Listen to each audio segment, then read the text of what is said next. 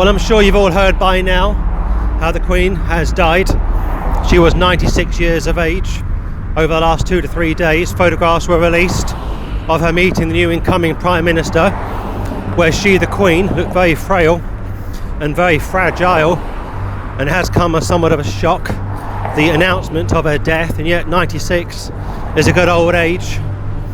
The nation is now mourning, as they would do when Diana died unexpectedly, and because the nation is predominantly secular, the nation has to look to leaders, political, royal, famous people, infamous people for a steer, a guide. And when such people are no longer with us, when society implodes from within, the majority of people in this country fall apart. It's very sad to see, but of course somebody somewhere has to believe in something more important than themselves. The reality was that the Queen was a Catholic. She would attend Mass at her palaces around the country, but as far as protocol would be concerned, she was a Protestant. She would once say of Basil Hume, he was quote unquote my cardinal. Incredible. She would go to the Vatican back in 1959.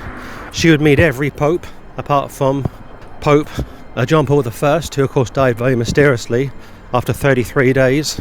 And of course 33 is synonymous with Masonry, 33 levels within Masonry. We were told last year when Philip died that he had been a Freemason, and we were also told last year that Edward is also a Freemason. My guess would be that Charles is also a Freemason, but I can't prove it.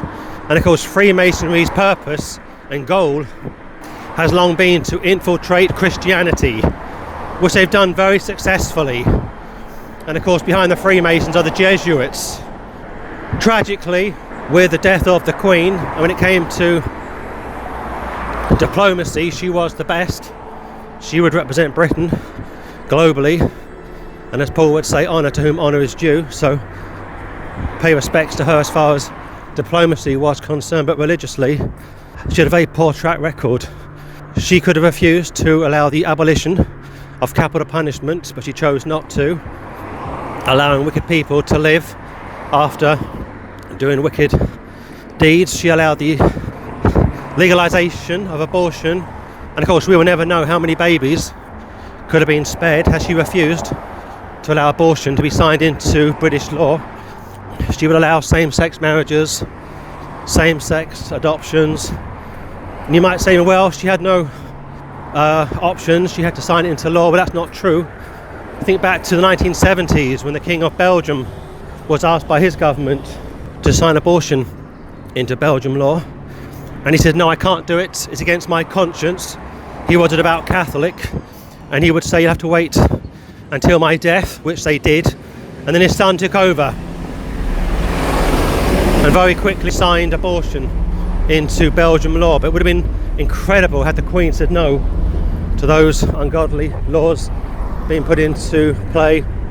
As the world looks at the House of Windsor, and has done for decades, they see this elderly woman going to church regularly, but again she would go to Mass at Sandringham, Windsor and elsewhere, never took a stand against the ecumenical movement, the interfaith movement, and now her son is about to be sworn in as Charles III, a very ominous title. You think back to Charles I, a very controversial king, who of course fell foul of the people and Parliament, and they ordered his arrest and subsequent death for treachery. You think about Charles II, another weak and controversial leader, a beta male, bisexual in fact, and he too would eventually fall foul of the people and Parliament, but wouldn't be put to death as his father was. But his legacy was a very poor one. Charles III has made no bones of his desire to be the representative of all the people, but of course you know that when you try to please everybody, you please nobody. When you try to give more rights to one group of people, you take rights from another group of people. William and Charles and Harry are what we call beta males. left-wing leaning, going back to their mother and Charles's first wife, Diana. And I am pretty pessimistic for the future of Britain, but the Word of God says how we are to pray for the powers that be. Both Peter and Paul tell us that. Jesus will say to Pilate, you have no authority if it hadn't been given to you from heaven, from above. Daniel 2 speaks about the Lord setting up kingdoms, bringing down kingdoms, so we shouldn't feel too concerned. But we shouldn't be in denial either.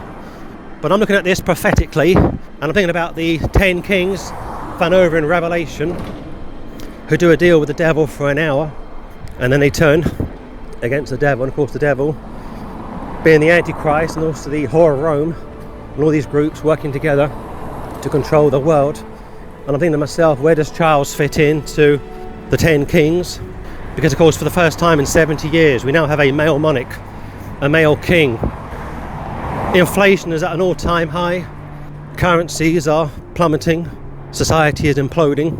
We've also got a female Prime Minister, and the Word of God doesn't speak very highly of female leaders.